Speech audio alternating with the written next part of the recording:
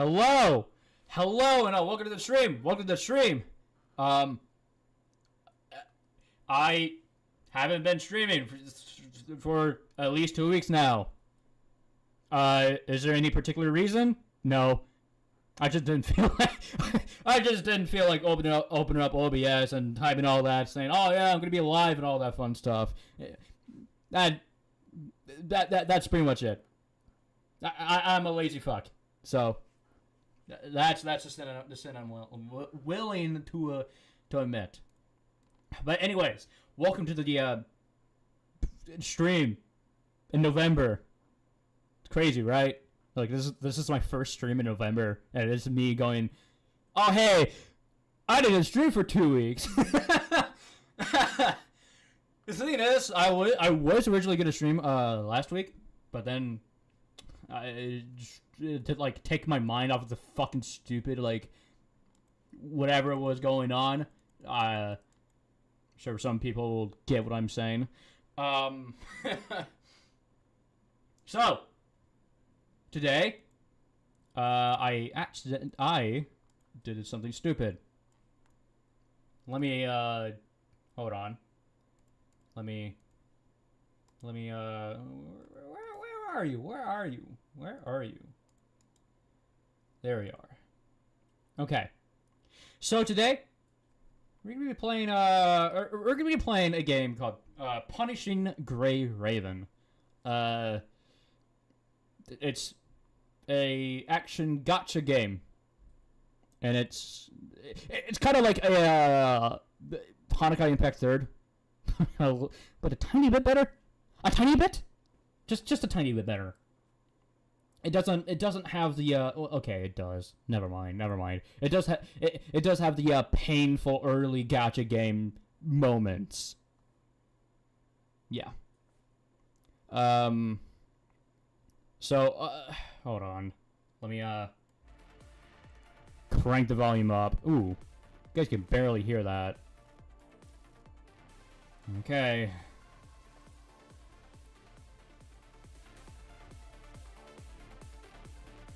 Maybe this is good. Please look forward to my performance. Please look forward to my performance. Yeah, this looks good. So, today, yes, yes, as I promoted on Twitter.com, we're gonna be reading. So, if you do enjoy my voice, please have it out on audio, because I will be reading. So, the chapter we're gonna do is chapter 14. I've done a little bit of chapter 14. To be honest, I just never been. No. That's a different conversation. But anyways, as you can tell, I cleared some of the stages or whatever. Blah blah blah. All you need to know is that the protagonist, you, the commandant of the Grey Ravens, has been placed in fucking not quarantine. I'm trying to look for a word. They're basically in prison for trying to collude with the member of the Ascension Network, which are like basically the bad guy group. So now this boy band group called Strike Team is like, yeah, we're gonna just do some missions or investigate or whatever. And that's all I remember. And they do need some few Ascendant members here and there. I think this is where. There we go. I gotta prepare my reading. I gotta lock in. So, again, have this on audio. There's not much visually to this game besides visual novel and me playing the game, which I suck at. Climbing the ladder, the ground underfoot begins to rumble slightly. The source of the rumbling not only comes from Kamu fighting against the enemy down below, but also from the Heterotide rising, rushing toward from above. Facing the surging wave of hetero creatures, Chrome is forced to defend his position in front of the ladder. Even if its corruption of his frame reaches critical mass, he will still continue to fight. However, this is not a foolhardy self-sacrifice. Rather, sensing that the level of corruption is no longer rising, he detects something about this strange anomaly. Oh, god damn it. I gotta, okay, so Chrome is British in the English dub. God damn it. I'll take a page out of your playbook.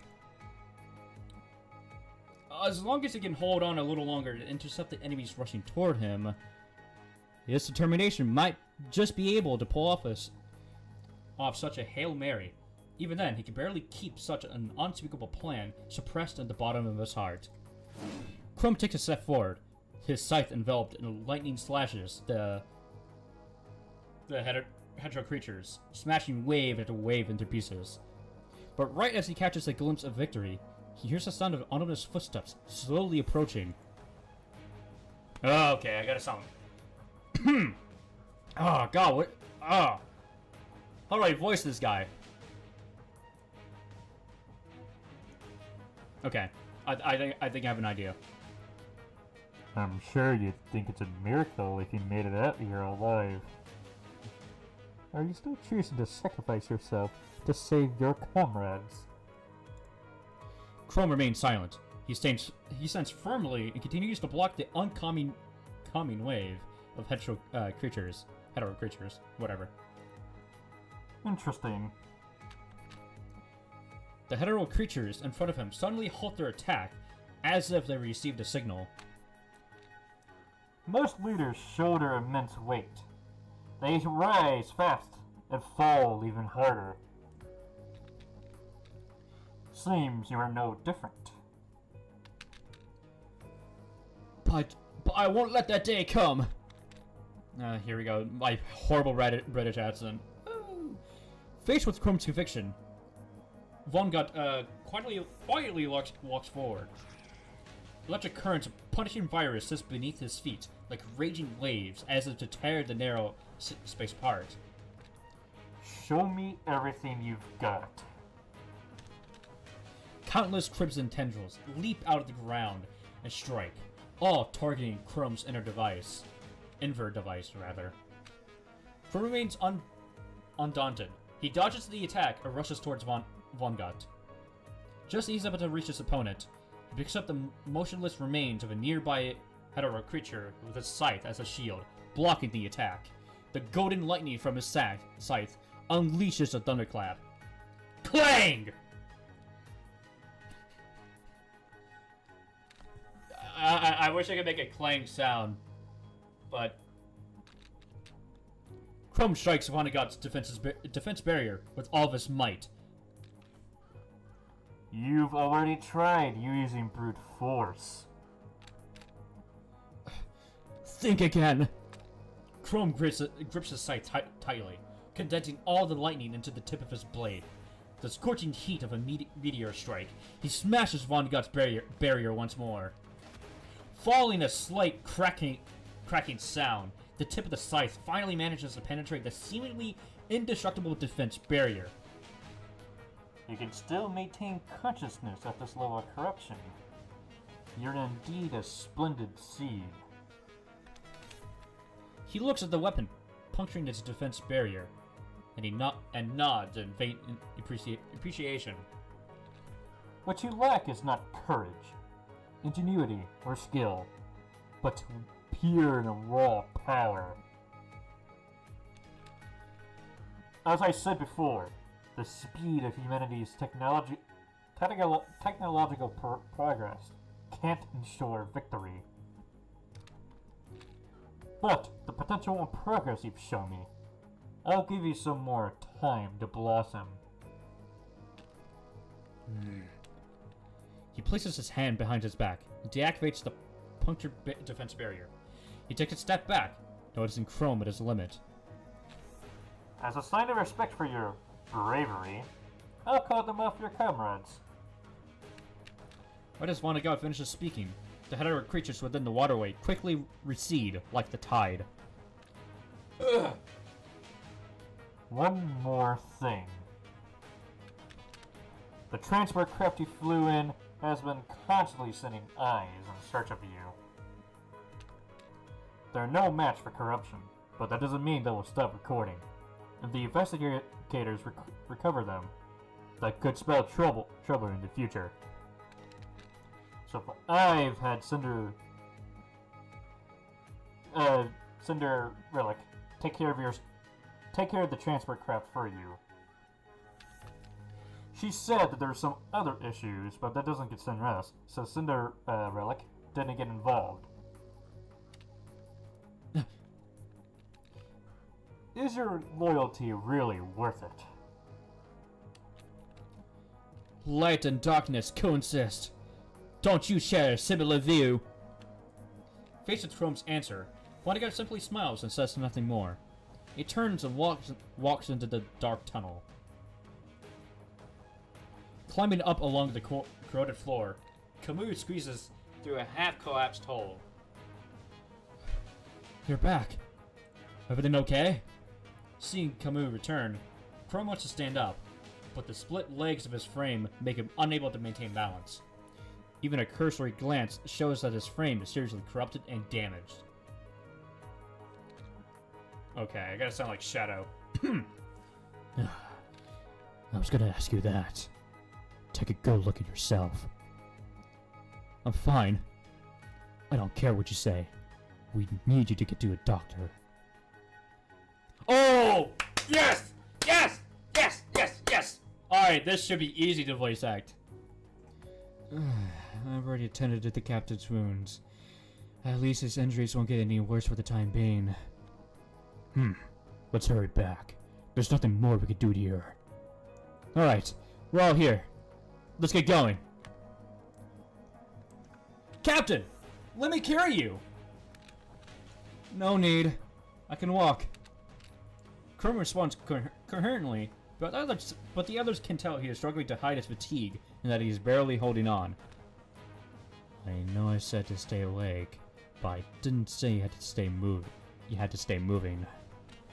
Exactly! Once you said your wounds will get worse if you keep at it, we need to get you back ASAP. Are you still here because of me? There's only one transport craft back. The one that brought you here is gone. If we left you here, you might be attacked by that agent again. Kumai, grab the captain and let's go. You got it! Crumb tries to refuse, but Kumai throws him over his shoulder without much resistance. Unable to move due to his serious injuries, Chrome has no choice but to give up the struggle. Full speed ahead! After Shrikog evacuates, two shadowy figures emerge from the scorched ruins. Can he really make it back with those injuries? Oh, fuck! Wrong character!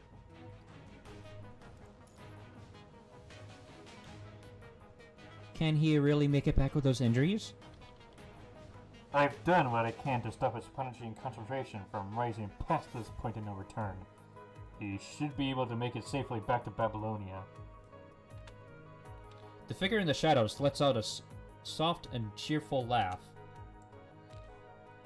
Even if he manages to hold out, it will take him over a month for his frame to recover. Why the special treatment? The man laughs, that points at her forehead. This is a declaration of war. I need to keep him alive so I can deliver my message to those bastards playing mind games right at my doorstep. Unsure what this means, the girl tilts her head to the side of it in confusion. Forget it. I'm trying to lure those snakes out of hiding again. After all, to them, only the dead stay quiet. But in the past, you did whatever you could to cover our tracks so the humans couldn't find us. But now, you're bringing them right to us? This isn't the first time we made our presence known. We just stopped for a brief period of time. Ever since I laid my eyes on the red tide, I knew that the future foretold by Asenet was within our grasp. Lions can't expect to capture an elephant merely waiting in the shade. Now is our time to go on the offensive. Not to mention, Alpha's gonna stop at nothing to redirect humanity's spears away from Luna, and not to me anyway. Even if you kill them, the same thing will happen in the future. You could get rid of Alpha, but then Luna will just become the next ticking time bomb, and we don't know where she is. I've been collecting food to feed the red tide. If they're willing to send us delivery, all the better. I'm sure she will express her sincere gratitude for such a mutually beneficial victory. Are you worried about him? Yes. Relax, dear child. I've never known a human to return to Earth after arriving in Babylonia. You'll never see him again. Okay. Our priority now is your mother. I'm sure that won't be the last of them. I'll leave you to protect her. I'm needed elsewhere. The girl nods, that takes the crystal pyramid from him. Do you know what this does? Yes. The transport craft steadily enters low Earth orbit. Camus enters the Camus. I cannot pronounce the names for the life of me. Excuse me. Enters the isolation chamber, while Kumai and Wanshi show signs of trepidation. Wanshi inspects Chrome's invert device again. Excuse me. Even though his frame was heavily damaged from battle and corruption, his invert device is relatively intact.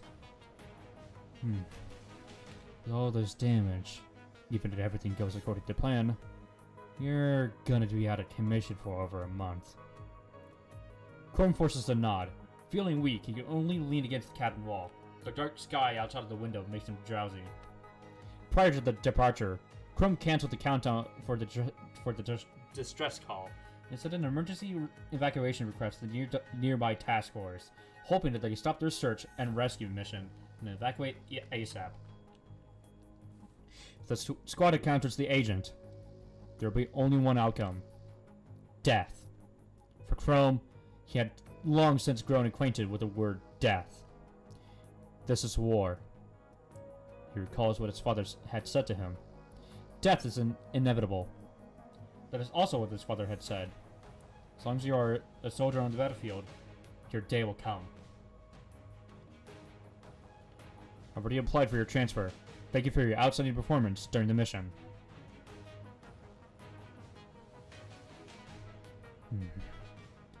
A few old memories filled Chrome's mind. Before that, he experienced a catastrophic failure. But that gave Chrome a new life. It's a data plushman stream. It's all about reading. What about this time? Well, that's the worst case scenario. At least I protected everyone. With this feeling, Chrome recalls the thought that had flashed through his mind right before his final encounter with Vonnegut. If it wasn't the worst case scenario...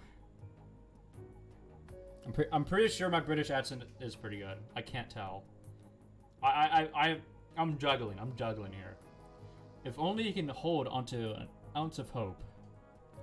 If he's able to transfer it into his new frame early to the damages sustained in battle, since the Commandant, me, has been the only one resistant to corruption, he'll be able to temporarily free the Commandant to stabilize the corruption and other issues caused by mind deviation.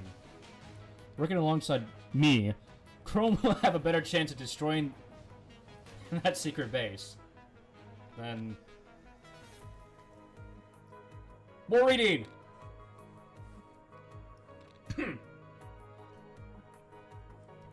Langston, you know what to do as my son, don't you? Gather everything that is use, put them together, then create a perfect me. I'm going to achieve this goal my own way, Dad. But this goal, no matter how sought after it is, it cannot be his final destination. It looks like I'm going to spend a month in the Star of Life.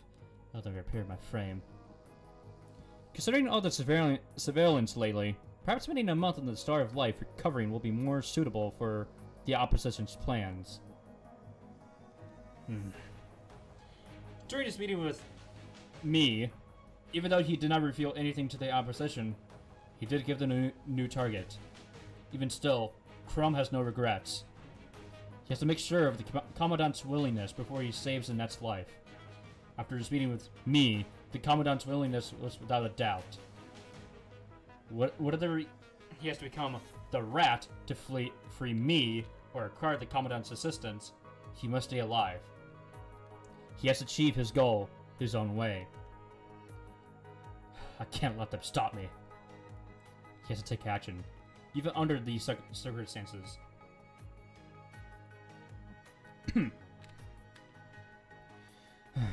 I can't get hold of the Star of Life. I wanted to see if they're still taking patients. There's a comm leak down. Is there a signal jammer nearby? Chrome wants to ask Quan Chi, but his corruption and wounds make him unable to speak. I think someone planted something next to the engine. I didn't really look at it too closely before takeoff, because we were such in a hurry. It's not safe to check during flight either. Call them when we get back to base. They all nod. Silence falls over among the rumbling of the transport craft. Chrome wants to share his suspicions with everyone, but even his vision begins to fade. He does not know what might happen if he passes out here. Quan Chi has not specified. But by the look on his face, it definitely will not be good. I must stay awake and leave a clue. Chrome struggles to gain control over his broken finger. A29. He writes a simple message on the palm of his hand, with a vital fluid exuding from his fingertip. Column A, number 29. This is the address for Asimov in his terminal's directory. Most of the time, Asimov in his workshop where he cannot be reached. Only this address is able to reach him regarding top secret research. In addition, only those involved in these top secret projects know this address. If they are willing to use heavy-handed means to interfere with his plans, such as signal jammers, he has no other choice but to write this glimmer of hope on his hand. If his assumption is correct, Quan Chi and Kumai will understand this clue as they check each invalid comm link. After all, they are sure to connect the dots while looking at the directory itself. In order to make the number more apparent, Chrome once again struggles to gain control over his fingertip. Pain. Deep, agonizing pain. Prior to this mission... Okay. Prior to this mission, Chrome has not used pain to stay conscious for quite some time. Somehow this gives Chrome a season of bitter nostalgia. Suddenly arriving at the predetermined landing zone, Babylonia is already shrouded in artificial night. For Chrome, the imaginary moon hanging outside the window has accompanied him for countless nights at FOS College. Countless days, work, repeat, train, repeat, all to keep Langston Smith on top. But now, there was no need such cold, relentless pursuit of perfection. Becoming a Smith was no longer his sole pursuit. Perhaps it is a sense of familiarity that gives him a little peace of mind. Or perhaps that he has already reached the limit. Chrome's memory once again begins to sink into itself. We made it!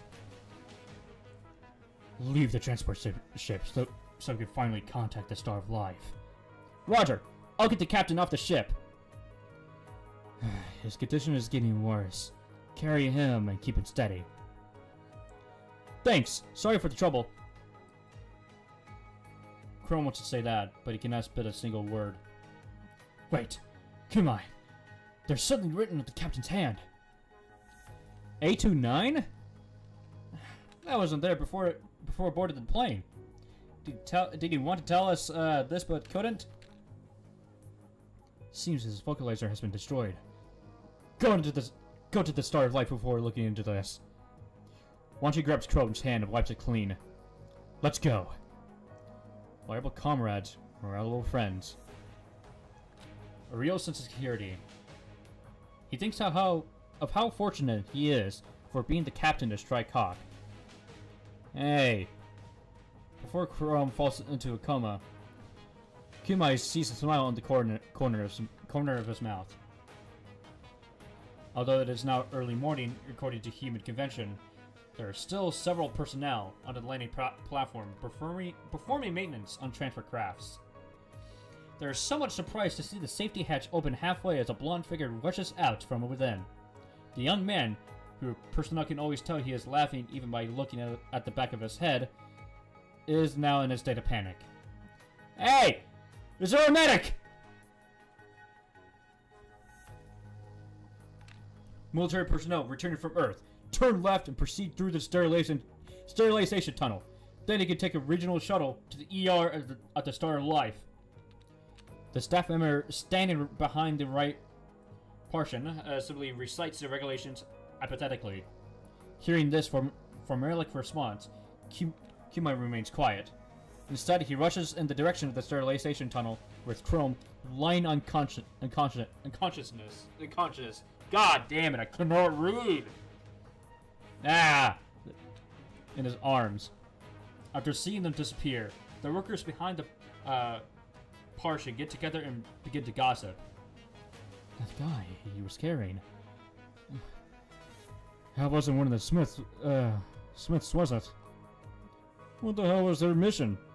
Would it be the surprise that the Grey Ravens Commandant came back in this condition one day? The Commandant is a human, but him... I see the look in Smith's face. Passing the evacuation corridor, Kumai runs into the sterilization tunnel with Chrome in his arms. Kamu and Wanchi follow in close pursuit. Let's go, a separate race here. I won't be any use to him. Hearing this, Wanchi wants to say something to Kamu, but he keeps quiet. I'll let you know when everything is under control. Don't worry. The small central purification filter rumbles in the background. Kamu looks at Kami and Chrome in his arms. Standing among the sterilization spray, silence hangs over the group. No one knows what to say at a time like this. A prompt signals that the sterilization is complete. Kamu nods and waves goodbye. After watching Kamu leave, Wanchi and Kumai carry Chrome to the regional shuttle. Upon returning to this familiar but yet disturbing place, the Star of Life seems to be more chaotic than what Wanchi remembers. Due to the large-scale battle in CDO 75, the Star of Life, which had a reputation for being busy, is now a hellscape of blood and vital fluid.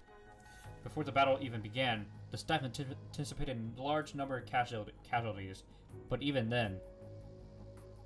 as they tried their best, they still could not cope with the spreading disaster. What's up, Squatchin? After the Longinus Arsenal destroyed most of the Red Tide, there were still mass casualties in the ruins of City 75. They cleaned up a large number of Hadar creatures, transported supplies, recovered samples, and collected data. It may have appeared insignificant. Fuck me. I can't read. Compared to the achievements of the core personnel, but it was still equally important. No, it's not out. That's gonna be on 2025. When on 2025, I'm gonna be assuming at least BL3's release date on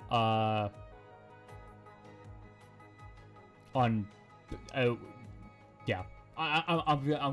That's what I'm assuming, like somewhere around September. Yeah, fall most likely. But I really hope that they delay the game for at least 2 years, because genuinely, like I don't believe that they're gonna hit the mark on that release date. Anyways, Wanshi takes Kimai through the ER's lobby via a familiar shortcut and places Chrome on a temporary maintenance table.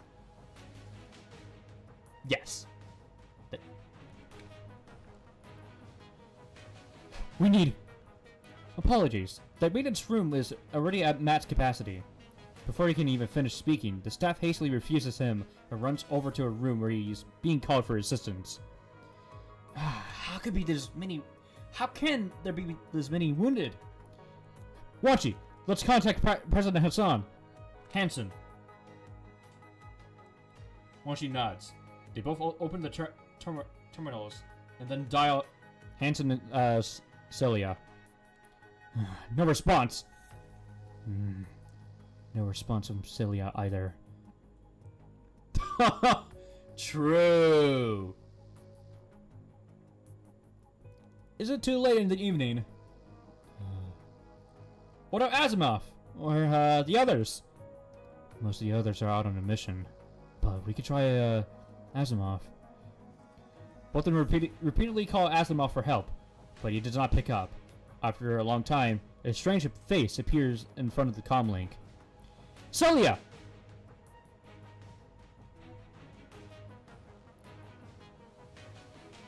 Hello? Celia is currently in a meeting. I can relay a message to her though, if you wish. Both of them quickly explain the situation. If someone is injured, please proceed to the start of life and follow the procedure. But they're already at max capacity. In that case, wounded personnel have no choice but to wait for vacancy. I'll relay the message to Celia, but neither her nor the president can help with medical issues. I recommend you wait patiently. Are you kidding me? My response is according to protocol. I can repeat it if you like. You piece of... Enough. I guess we have no other choice. Wanshi abruptly terminates the call. Seems like Hansen and Celia are tied up as well. The comms are being rerouted. There's no point in wasting your breath. We have to think of another way. Well, if it isn't Dr. Wanshi. I sure haven't seen you in a while. A somewhat familiar face appears at the corner. You're still here? Oh, there's no other place for me to go now, is there? Anyway, I have a frame that needs maintenance. Is there space? Can't you tell? The doctor laughs awkwardly. Doesn't have to be in a maintenance room. He just needs a matching action module and vital fluid displays. Dialysis. I don't know why I said displays there. Are you gonna operate? She hurries to the temporary maintenance table and checks the stock for Chrome's model. All that's left is a hand module, but you can't replace it without a maintenance room. After all, it is not as simple as just replacing the hand. Did you check the reserves? The Start of Life used to also keep emergency supplies on hand. This is all we have. We're already running on fumes here. But I could pull some strings to get you a vital fluid filter, seen as an emergency. She turns to Wanshi and says with a heavy heart, "Or you could think of another way, Dr. Wanshi." I'll take the filter for now. She nods. Squeezing her way through the crowded corridor, she quickly returns with vital fluid filter. Together, she and Wanshi hook up Chrome to the machine. I recommend you get him out of here as soon as possible. She quietly whispers to Wanshi as they hook up the machine. Why? He won't get help. You get what I mean. If you ask why, all I can say is that the hospital is running out of supplies. I'll be in trouble if I say any more. She clears her throat after hooking up the machine. I've got work to do. If you can think of another way, just leave the filter here. I'll come get it later. Thank you. She nods and then disappears behind a corner marked Start of Life. Is this the only way? We need to replace his dying parts now, so that he has a chance to survive and recover. But there aren't any available maintenance rooms or suitable parts. What about somewhere else? Like, A29? I thought about that too, but what the hell does that mean? In puzzle games, this sort of code normally represents a password, location, or particular spot, and a large set of data. The captain couldn't have left us a clue about something none of us would know about. Like a lock. The closest building related to A29 is a shop. Now that only leaves one possibility. The directory? Before they had arrived at this conclusion, they've been poring over the directory looking for people to call for help. It seems so obvious now. After the two recent consensus, they could quickly take out Chrome's terminal. Column A, number 29. Hey! 28 and 29 are both Asimov. Let's give it a try. Why don't you presses the numbers in the directory? However, no one answers their last glimmer of hope. As the dial tone continues to ring, a rare bead of sweat appears on Wanchi's forehead. If I can't get the replacement parts for his frame, I could try to replace them here. Want to contact the captain's father? He really talks about his family, but I heard others mention him. It's rare to see Kumai this serious. Wanchi looks up for a moment. I've heard some rumors, but did you see the situation just now? They've obviously taken the captain's father into account. I think we should keep trying to reach Asimov. Wanchi presses the name in the directory once, twice, 3 times, 4 times, 5 times. Suddenly, there's a prompt to connect with them from the other end. Asimov! Ah! There's nothing in front of the communication monitor except a young scream. Sorry, I should have not connected Mr. Asimov's comm link without his permission, but it kept ringing. Who's there? Who's there? Forget it. Doesn't matter. Do you know where he is? What? It does matter. My name is Rose. Oh. Okay, let me reread these lines then. Ah! Sorry. I should have not connected Mr. Asimov's comm link without his permission, but it kept ringing. What? It does matter. My name's Rosa. I came to ask Mr. Asimov a few things. Judging from her childish voice and being unable to reach the camera, the girl had to be 6 or 7 years old at most. He's not here. I think he's hiding to continue his research. We've got an emergency. Where is he exactly? An emergency? Go to Zone B3 of the Science Council. That's where he goes so no one bothers him. B3 is the new research building of the Science Council, which is fairly close to the start of life. Let's go!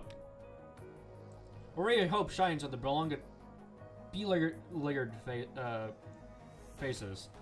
Kumai picks up Chrome again and rushes to the shuttle outside. The shuttle quickly turns into Zone B3. There is a young girl standing in front of the stairs of the building. Hi. I'm Rosa. You said it was an emergency, so I followed you here to see if I can help. Mr. Asimov should be here in the sealed lab. Sealed lab? Yeah. Mr. Asimov does not like being bothered, so... She explains obediently, but begins to get nervous after seeing Kumai's agent's anxious face. Sorry. Follow me! Rosa races into the building and up the emergency stairwell at Mach 1, banging on a wall and around the corner. Mr. Asimov!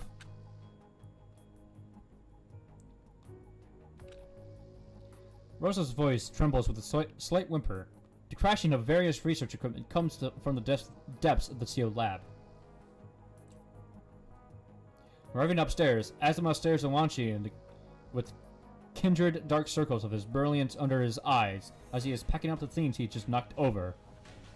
Wanchi wants to ask, so someone can scare Asimov, huh? But he has more pressing issues. Save our Captain Asimov! Huh? He looks at Chrome, who is gravely injured in Kumai's arms, and his face turns pale. Okay, I gotta sound... Okay, I gotta... Ugh, okay. How does sound like a tired scientist? Come with me. Asimov hurries into the steel lab. Rosa stands there timidly and waves, as if choosing not to follow them. This might not be the ER, but your timing couldn't be better. I've been working to fix the remaining problems with Chrome's frame since this morning. Sorry I left my terminal in the workshop. People kept disrupting me. I just so happened to fix the issue that's been giving me trouble all this time. Asimov pushes open the door, takes Chrome from Kumai, and places him on the maintenance table. Wanshi, give me a hand. Wanshi nods, then immediately begins attaching various instruments near the table to Chrome. What about me? I still need to confirm some things. Grab my terminal. Rosa may have taken it with her. Terminal? Go! Roger! It's not the end. God, that took like 40 fucking minutes? Jesus Christ.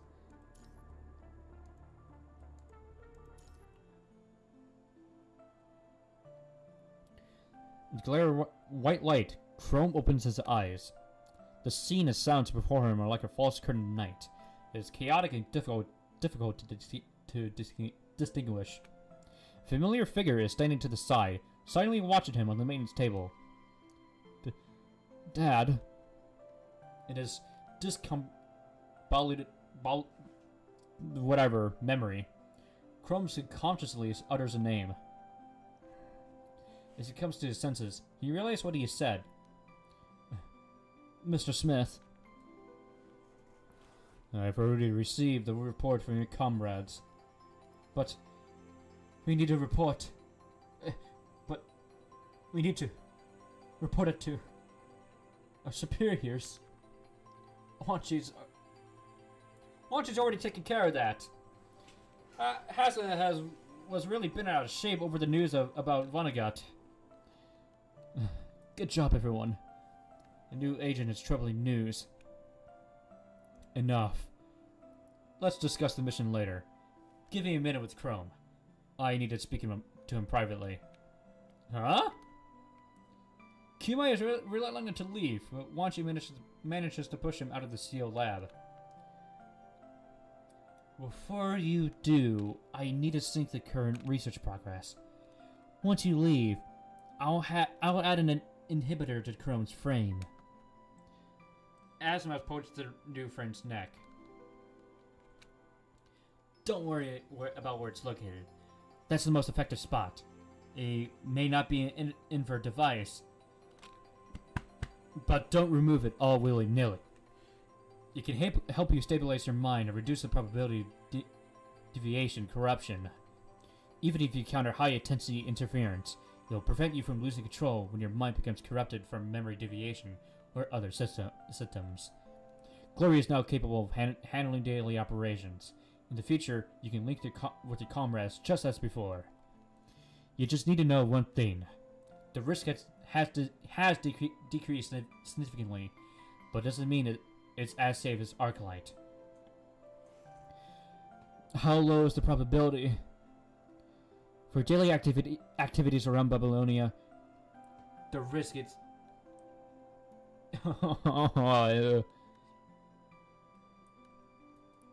infinite, Semo.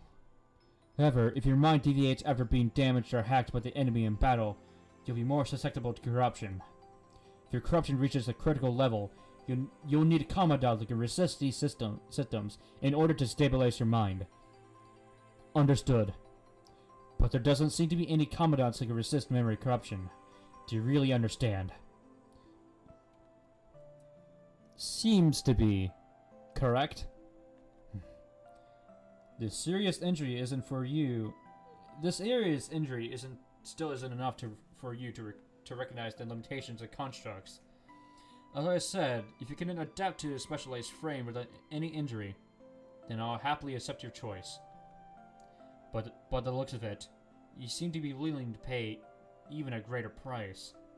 I once said the Commandant was indeed a useful thing, but now that's changed. Do you remember our chess match? You said to me, if you choose to abandon your troops, the war will end faster.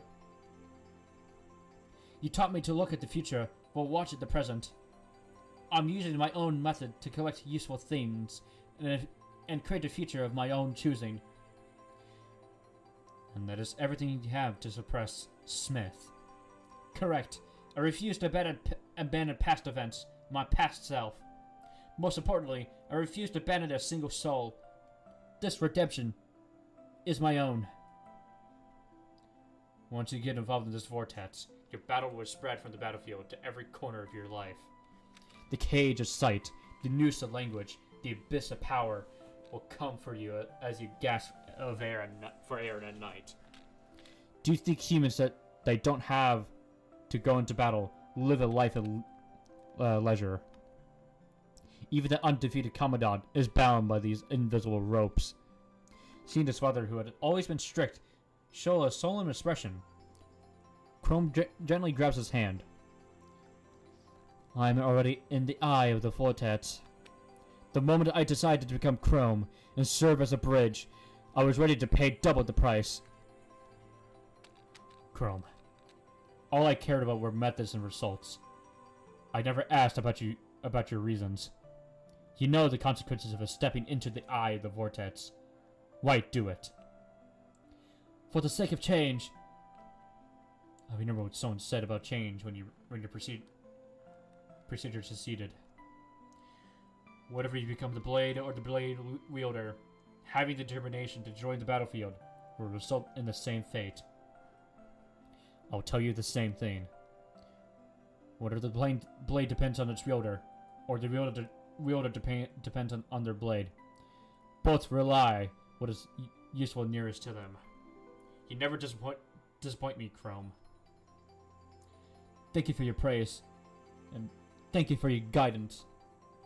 I heard Mr. Asimov say that the first transfer to a specialized frame is a higher risk of causing your mind to delve into chaos. So, me, the Commandant, is a key to this operation. Correct. Leave it to me. Don't want you going solo again.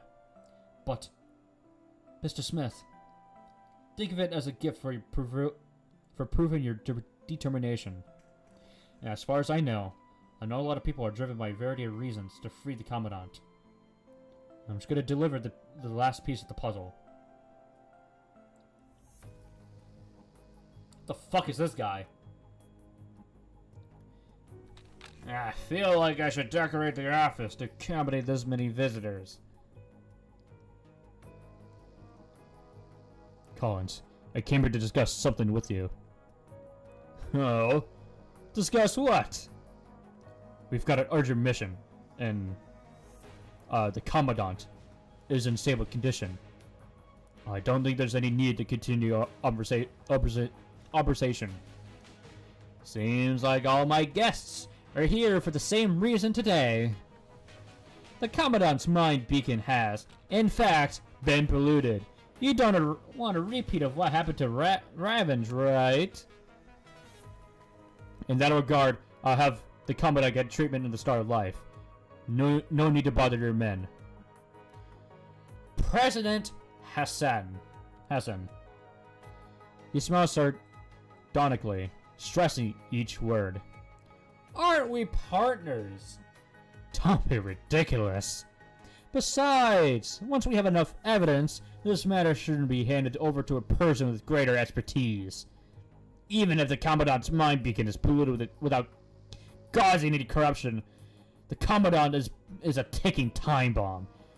If those accusations stick, what price are you willing to pay for your actions? I had to switch accents there.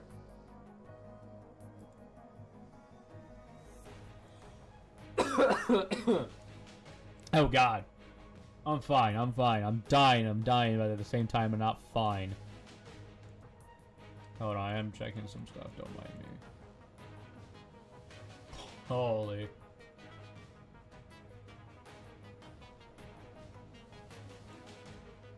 Okay. I looked. And now it's time to play the game.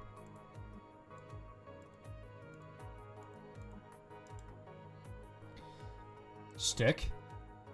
Have you found Luna? Of course not. We're powerless to do such a thing.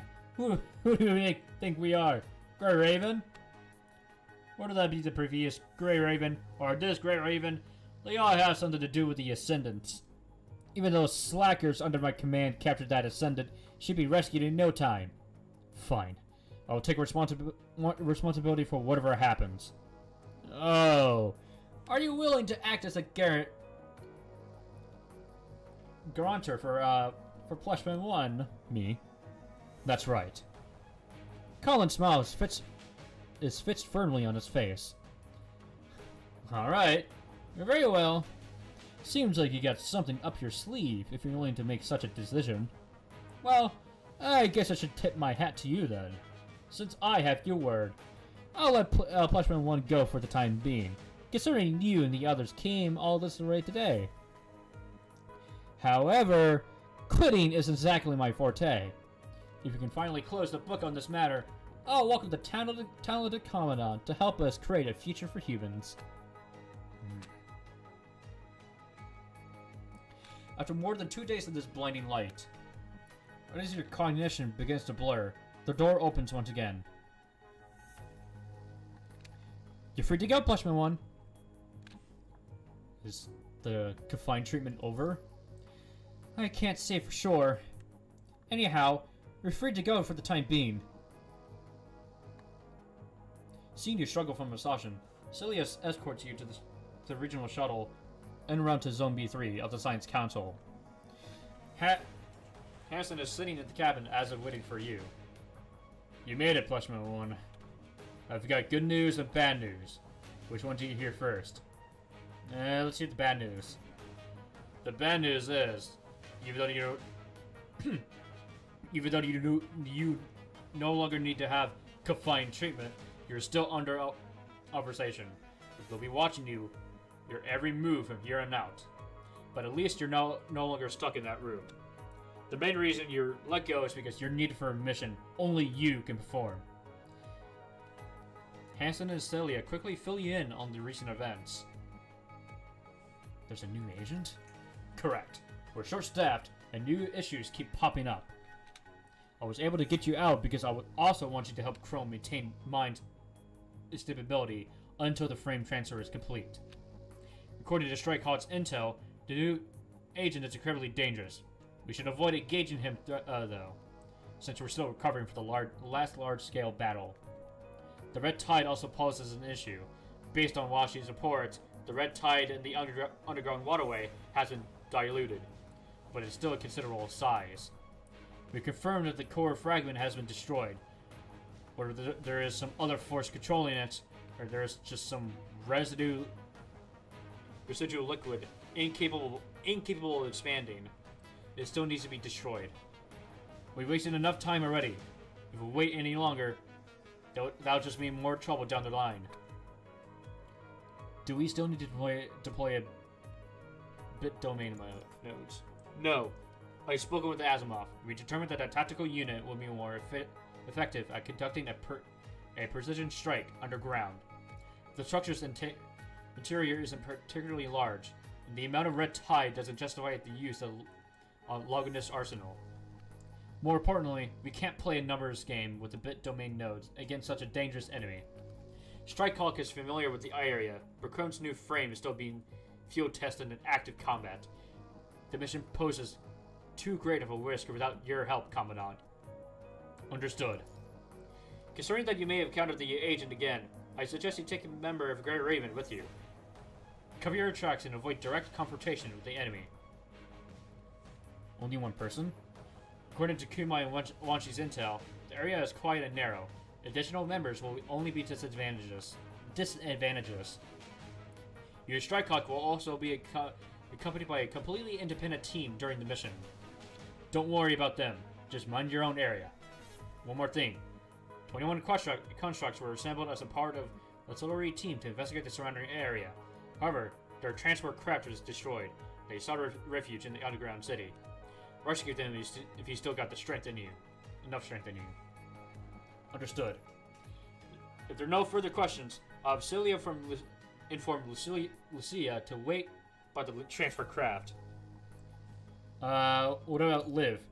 Based on team composition and combat ability, Lucia is the most suitable candidate.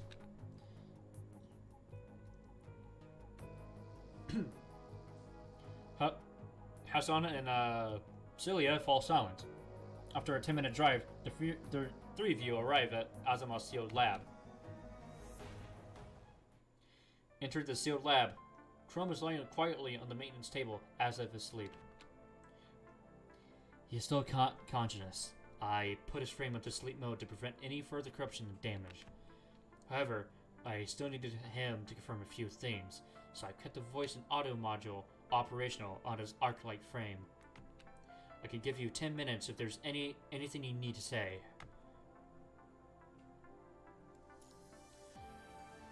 My mind is stable. It shouldn't cause you any trouble. Chrome nods slightly. His injuries had already pushed his frame past its limit. All I could do now is rely on those machines to maintain consciousness. Sorry for tracking you on a mission right as you leave that prison. No need to apologize. You fulfilled your promise. But, hearing the news about that specialized frame from Hansen, a sense of uneasiness fills your mind. Even with Azuma's breakthrough, Gloria is still far from stable. As if affected by a memory replay, Lucia's blank gaze after transferring frames flashes before your eyes. There's still a lot we don't know about that frame. Are you sure you want to change your frame now? That's why I have you. And one day when I'm not there, if we're on different missions, you run the risk of mind deviation. Then allow me to come find you.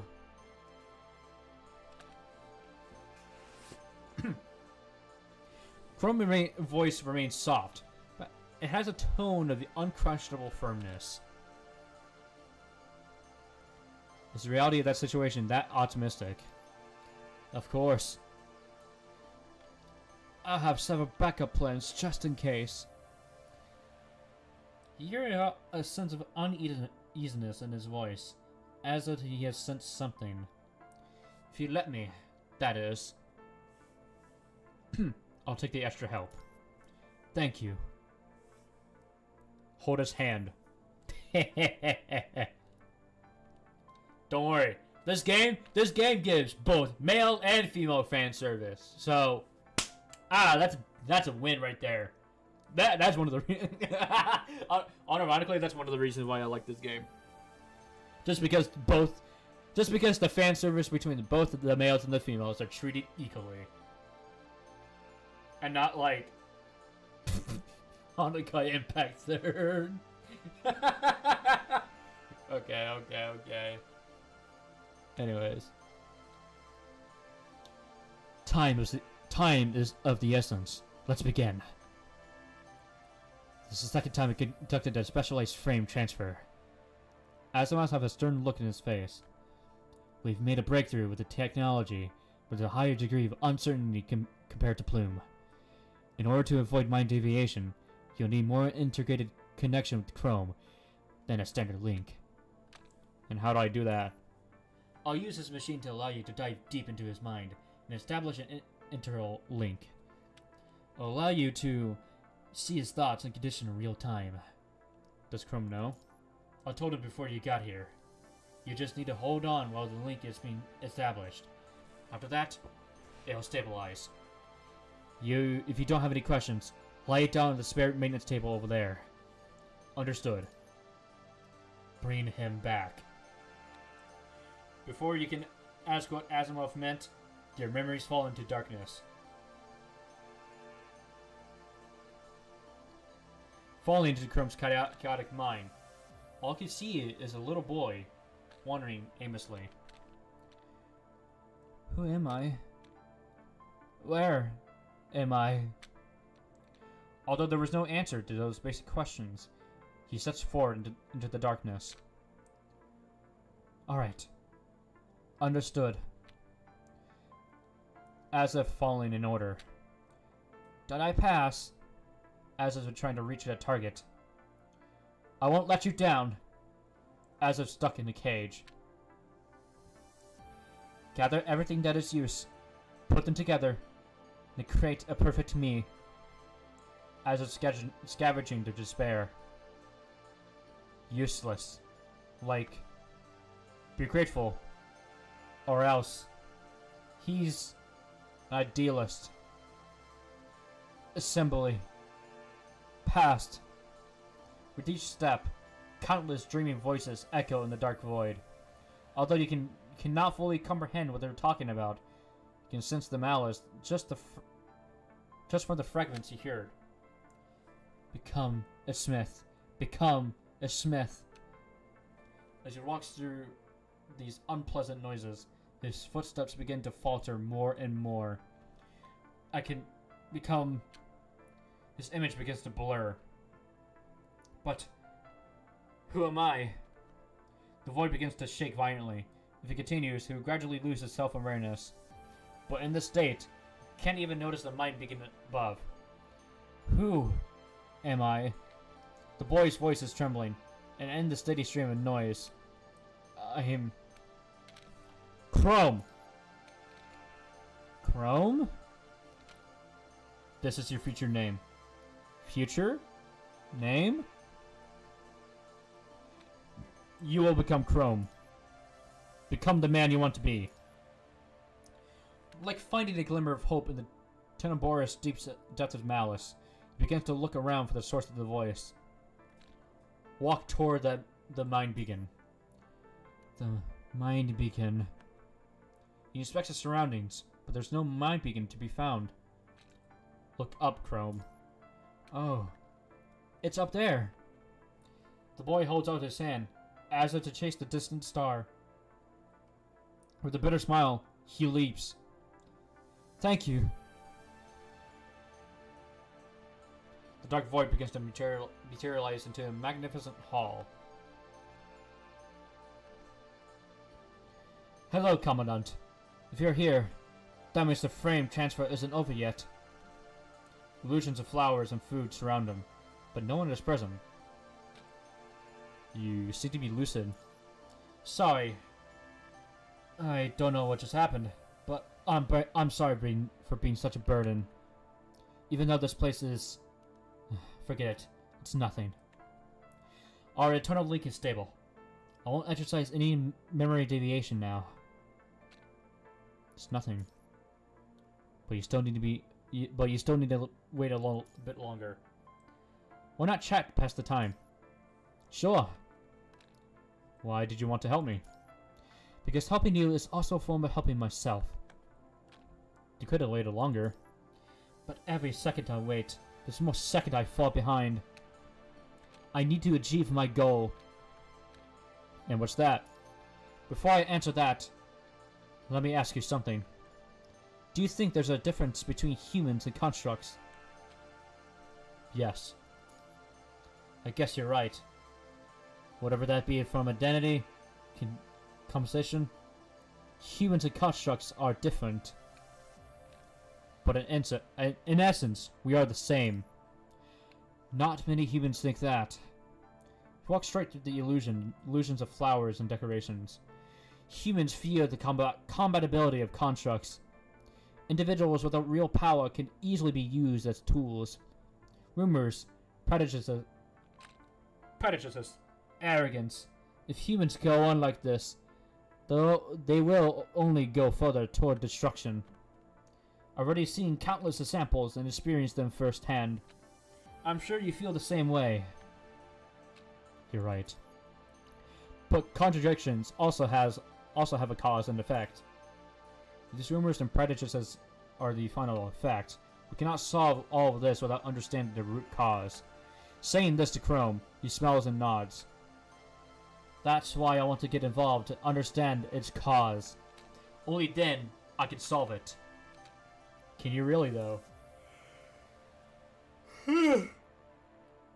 As long as you know a little about history, we find that humans repeat their mistakes, no matter what era.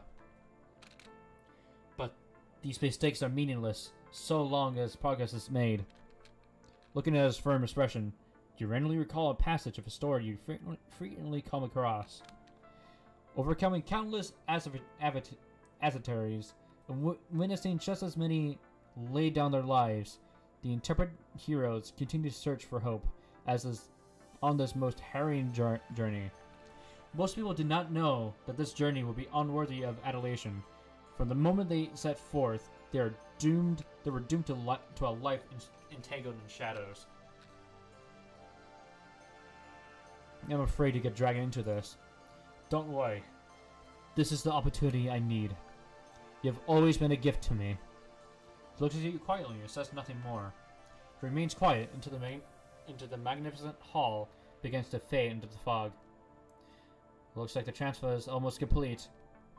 Chrome. Even if the path you choose is fraught with hardships. Even if you can't save everyone, are you still holding onto that glimmer of hope? Onto this most harrowing journey. As your vision begins to blur, an unwavering smile forms on Chrome's face. Cutscene! そうだ望むとも This game does have an た English とえ dub. どんな代価を払おうとも絶対に立ち止まりはしない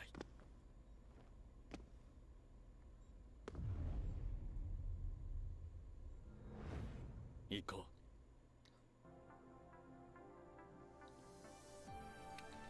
It's a warm light.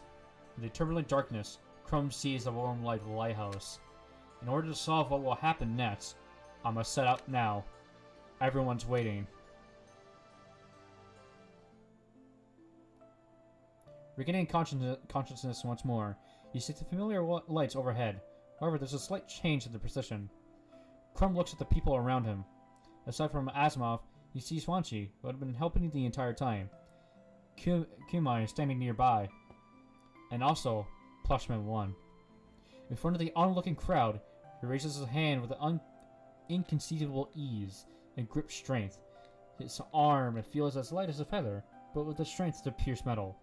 However, an unusual disturbance suddenly arises. Chrome knows that this feeling is the precursor to mind deviation. Such a disturbance is likely to appear in the first few minutes of a frame transfer. If this continues, he will quickly lose control over his frame. He closes his eyes and takes a deep breath to focus on the mind beacon in his mind.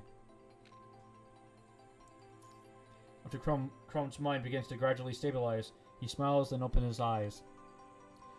Thank you, everyone. Thank you too, Plushman 1. All I did was lug you around, Captain. Wish I could have been more use, though, obviously. Kumai shrugs his shoulders with a look of resignation. Oh, I also told Kaime about your situation, Captain. I didn't want him to worry. But if anyone deserves the gratitude, it's Wanshi. He walks over and pats Wanshi on the shoulder. Thanks, Wanshi. No need to thank me. Asimov was the real hero. Everyone's modesty comes off a bit stiff, but Chrome still feels grateful for their efforts. All I care about is results. Progress like this is hard to come by. Heaving a sigh of relief, Asimov slips down his chair from exhaustion. Don't you all have a mission coming up? Yep. We had to take care of the Red Tide to rescue some stragglers. Since we can't fight along this arsenal a second time, this should help you take care of the Red Tide. He points to a box that had just been brought in containing hundreds of dish-shaped objects. This is a compact weapon developed based on the concept of a plasma arc furnace, called a poly furnace. Its niche application prevents it from seeing much use out in the field. Niche application? It requires large amounts of energy in a sealed environment. This means the waterway is an ideal environment. As long as we find a suitable installation site, we can maximize the evaporation of the red tide below. Sounds like a plan. I made some modifications, but it still requires a sealed environment. Azuma furrows his eyebrows and reiterates. If it's installed in an area full of leaks, you'll have to figure out a way to patch them. Hearing this, the Shrikecock trio is at a loss for words. Sounds like a pain when we try to evacuate. That's for you to figure out. I'm gonna go somewhere secret where no one will bother me and rest for a few hours.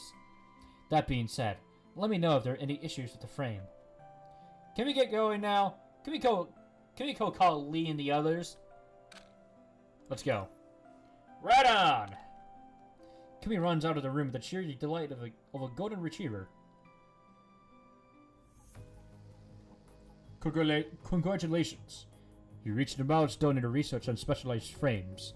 Looks like all your hard work is finally started to pay off. I mean, come on. I had to give the guy Nikolai with a fucking Russian accent. Don't break out the champagne just yet. If the Chrome has a specialized frame just like Lucia's, we're still having issues with the same bottleneck. Oh? There are reasons why Bloom can withstand the simulation data from Ascendance. Is that it's already compatible with Alpha's data. The dangers and effects of substituting it into another frame don't meet our expectations. That's why Chrome's frame uses post-process battle data sampled from Plume. In order to minimize these side effects, I based the underlying logic on humanoid hybrid frames to accommodate and restrict Eshrinaya's data. But this frame will still put immense strain on Chrome's memory. I see. Even if we attain the data to bring back, replicating an Ascendant is still nothing more than a pipe dream. That being said, even if we were able to improve our ability to replicate a construct with Ascendant data based on humanoid hybrid architecture, that wouldn't still be a huge leap for us. Now, how's Lucia been recently? There's nothing out of the ordinary based on the reports from her routine, frame maintenance. I'm looking through the data collected by Shom to create an upgradable plan, but that'll take some time. For the sake of safety, it's better to add an insurance policy other than the Commandant. Compared with an emotion, technology and knowledge are more reliable. If necessary, I could borrow some equipment left over from the Project Winter. Didn't that cause enough trouble as is? But there's no denying that it's also brought a lot of benefits. Let's talk about these things in private. Asimov has been working around the clock. Okay. Let's do this stage. And then I'm gonna call it off here. I know this was like my short stream coming back, but fuck me, man. I cannot read. Whoa! Vera! You arrive at the transport craft 20 minutes in advance. In addition to Lucia, who is already waiting, you see Lee and Liv also standing there. Commandant! Why are you guys here? Because Lee and I have been worried sick about you. Even though we aren't going on a mission together, we at least wanted to see you and make sure you're alright. She looks over you worriedly. You look pale, Commandant. I'll get some rest after the mission. After talking with everyone for a short time, Chrome arrives at the Strike Hawk. He gives a simple greeting, then sends the intel he had prepared to your terminal. With regards to the extra mission, President Hansen assigned us. I already prepared the intel and holomap for the 21 target personnel we need to rescue. In order to expedite their return to Babylonia, I asked the liaison officer to meet meet with us at a predetermined location and time on the forgotten streets of City 75. If there are no further questions, let's get going. What is it? I'm just glad you're okay. Wanchi remains quiet as he considers their current predicament. Boarding the transport craft, he feels that you're being monitored. Turning quietly, you see several personnel occasionally looking up from their work in your direction. Chrome turns to look behind you, sensing their watchful eyes. Among the crowd, a man wearing lab coat grabs his attention. The man is slouched over like a lonely, weak, middle-aged man. Only those dark golden eyes vaguely reminded Chrome of someone he just met. Mr. Kurino, please hurry up. You're going to be late for the meeting. Kurino. Kawaga Kurino. Does he have to do something to Kurino? Well, it's still a memory of Kurino. I instantly come across his data file. I thought he was on the board of directors, but it turns out his name is just a coincidence. Who is he? He's just a doctor who's working for the Star of Life. But this time, his name, coincidentally, appeared on your inspection reports. But enough of that. You should get going. There's no time to waste. Right. Ignoring the unsettling scene behind them, the group turns and boards the transport craft. Right on the cold afternoon wind, the transport crafts land in the abandoned ruins of City 75 rather. Having established contact beforehand, a large group of stranded personnel is waiting at the landing zone. While the other team members go to speak with the stranded constructs, Kamiu makes a break for the underground waterway. Are there any personnel in critical condition?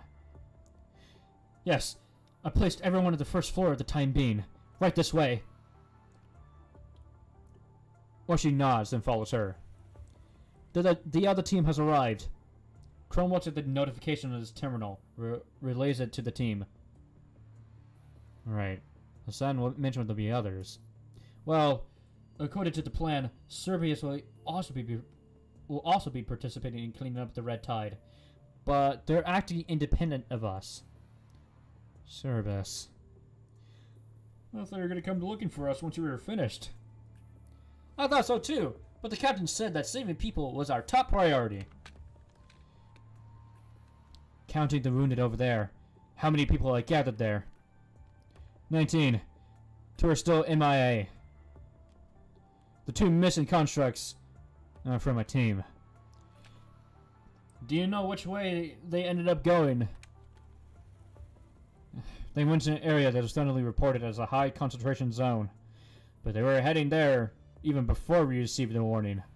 We tried to notify them, but we already lost contact. Return to Babylonia once everyone receives emergency treatment. We'll look for your missing comrades.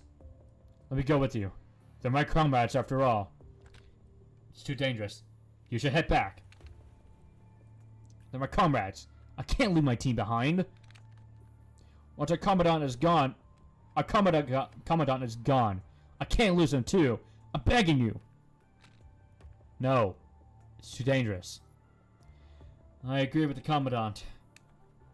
The area is dangerous, even for us. We're better off ensuring the safety of one more person, if we can. You must be Chrome.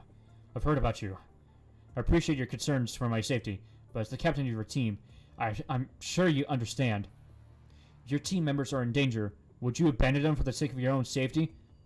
The construct captain's plea awakens some distant memories in Chrome's heart. If this is the last time I see them, I'll regret it for the rest of my life. Regret. I may be a soldier, but I'm not the property of Babylonia. At least, give me the right to decide how I die. Chrome hesitates for a moment. I understand your feelings, but as a soldier, you cannot disobey mission orders. If your only mission is to cooperate with the rescue and return to Babylonia, by allowing you to accompany us, I'll be aiding in your violation of military orders. Thinking about the sense of surveillance along the way, Chrome cast a sideways glance at the transport craft behind him, hinting to the construct. Mission. Oh, right. There's still one objective. The constructor quickly opens his terminal. On the mission log, one objective log is still active. Hold on, I'm gonna drink some water.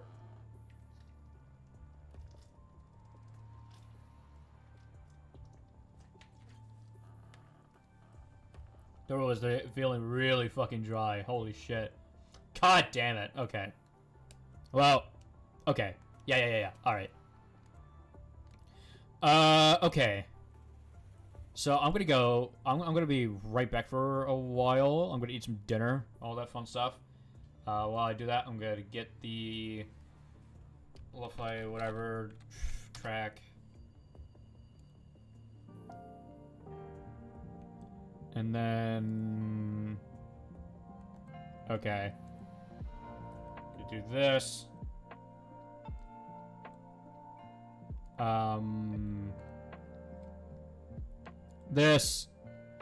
This, and then I'll be right back.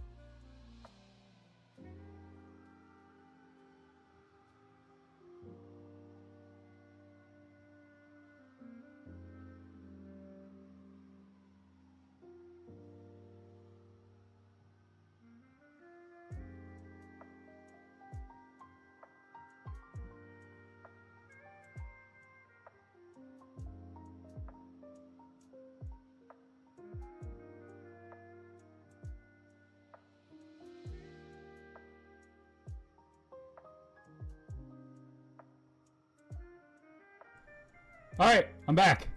I'm back. Get out of here. And then turn up the sound. There we go.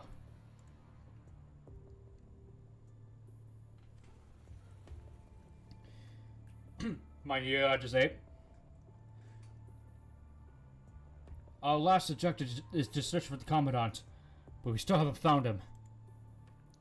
My team and I split up to search for him, but judging from the location of his disappearance and given the time, he probably...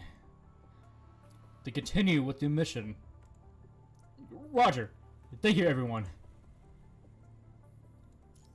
Look at the personnel data gathered by Chrome. You find detailed descriptions of the captain and his comrades. Captain name, Percy. Service time, 4 years. After transferring teams 3 times, he has served his most recent team the longest. Member name, Ursi. Service time, 2 years, 7 months. Ever since joining the task force, he has served the current commandant. Rena, less than 1 year. No additional data on this new crew. Alright, let's say it for Percy. Everyone else, board the transport craft. Wait here, Commandant. I'll help the wounded board the transport craft. Need a hand? We've got a difficult mission ahead of us. Considering how long you were monitored, take this time to catch up on some rest. Lucia takes out a bottle of Nutri-Aid and a compressed biscuit.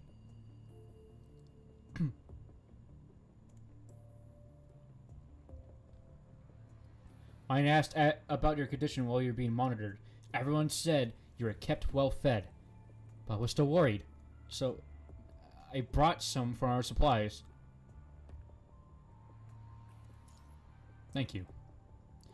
With a bitter smile, Lucia wants to say something, but she is worried about the watchful eyes. Instead, she quietly places the Nutri-Aid and compressed biscuit into your hands. Alright, let's go help. I bet Wanji's almost done with emergency treatment. Okay, let's go. While everyone else is busy helping the crowd onto the plane, you have a rest until all 18 constructs depart as scheduled. Time to go, Commandant. Right at that moment, Cerberus jumps into the underground waterway through the blast hole. That damn transport plane is crawling with micro recorders. They're like maggots. Why don't we blow that shit up? And then what? Ride you back to Babylonia? I was just kidding. Let's blow it up when we get back. Looks like some people are leaving no stone unturned, considering they've bugged our transport craft too. Yeah, bugged Noctis's frame too. Huh? Noctis grits his teeth and clenches his fists. When I get back, I'm gonna blow up those pieces of shit.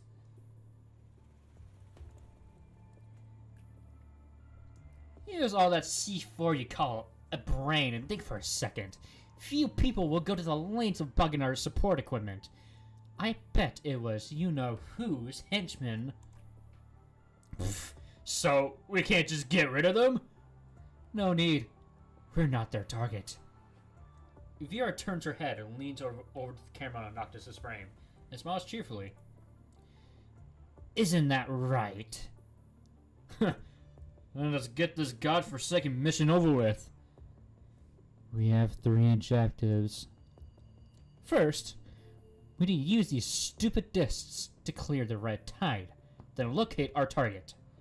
Let's split up and get this over and done with. What about our objective to follow the Grey Raven Commandant as much as possible? The keyword as much as possible. We'll do just that. I had to sound like VR here. She's utterly deranged, dude. What the freak? Alright. This is why I suck at this game right here. blocking the red tide while looking for her. That's what we're here to do. It seems you are the closest to the control room. If you want a clue, knock on the knock on the old console over there. I think we should deal with the red tide first. But when the valve is blocked, the tidal creatures will get mad. Let's find the control room first. God, this track. This track is so weird. The red tide leaked. Did they come out? Did they come from other unblocked places? Although the current invert device has been enhanced, it is still fatal to be drenched by it. I need something to stop it.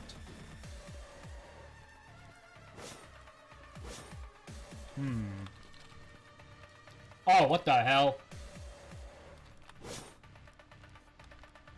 Oh god, we actually have to. There we go.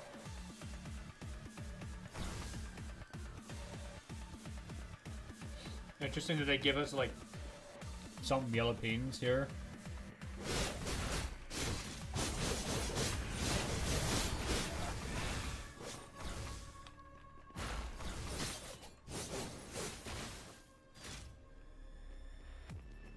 Oh, they give her oh, they give her a... Yeah, they did not give her a sword. Lol. Alright. Damn it. There we go. Let's pass like this first. But what's the sound? It's nothing new. Not good enough. 7.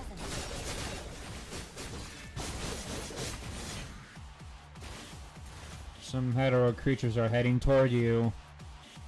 How troublesome. Hello? Hello? Are you still alive? Ah! What's going on? I found a construct integral by hetero creatures. It's alive. Well, they're safe now, so just leave them there. It's not like we can manage. Well, we have to go to the control room first.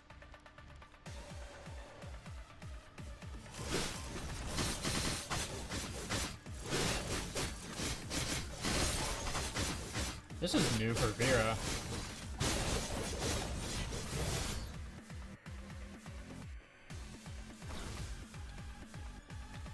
Oh, okay, okay. I see. Go to the control room first.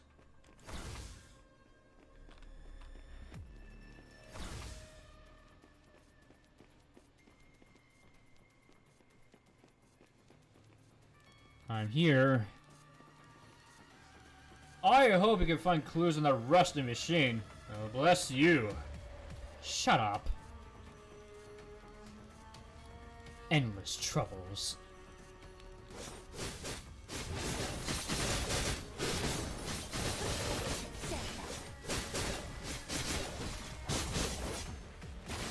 I'm trying to seal off the red tide leaks and install the poly furnace. Okay. I'll go back and screw on those valves.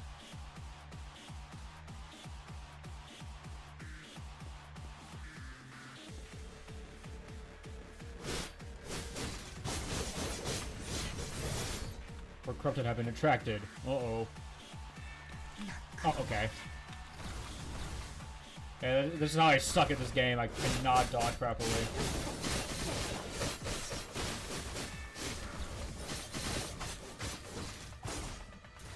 The flow rate was reduced, Cap.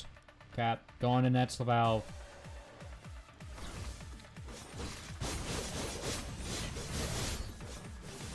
Oh, this was created before they added Noctis as a character. I think number 21 as well. I think. The flow rate is reduced, Capped. Go on in that valve. Oh, okay. Just repeat that.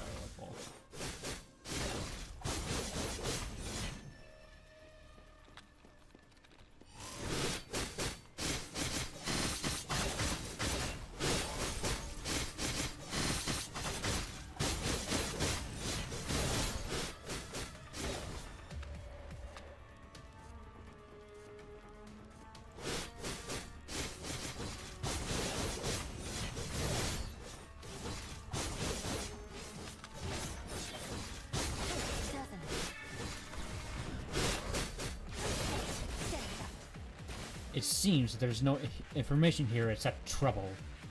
What's going on your side? Not much different. Let's check once more, then go back. I don't want to be swallowed up by trouble. There are more floors here. Can't leave until all of them are carefully checked. Huh? Why? What about number 21? I'm still trying to seal off the red tide leaks and install the poly furnace. Finish our original tasks, and then meet at the exit. Have your perfect little victory, Commandant. That's the mission.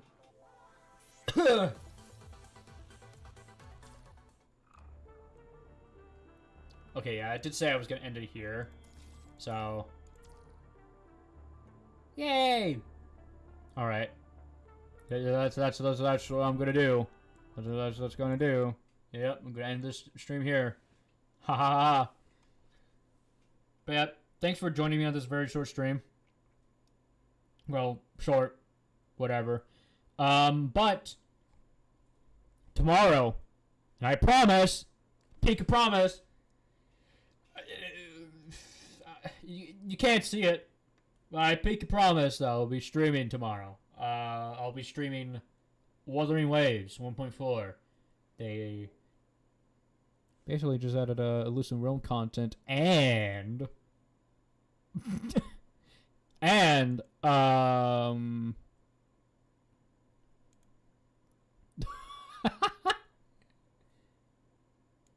that's funny. And shit, I lost my train of thought. Someone just sent me this stupid image. I think it was the image that we talked about like not that long ago. Anyways. Yeah, tomorrow I'll be streaming Wuthering Waves. That's gonna feature like elusive, at least. Yeah, like more elusive realm content, which I am excited for. And then there's the elephant in the room. I'm not gonna mention her. I feel like most of you will probably already know her. Or based on what I've been saying in the 1.3 stream.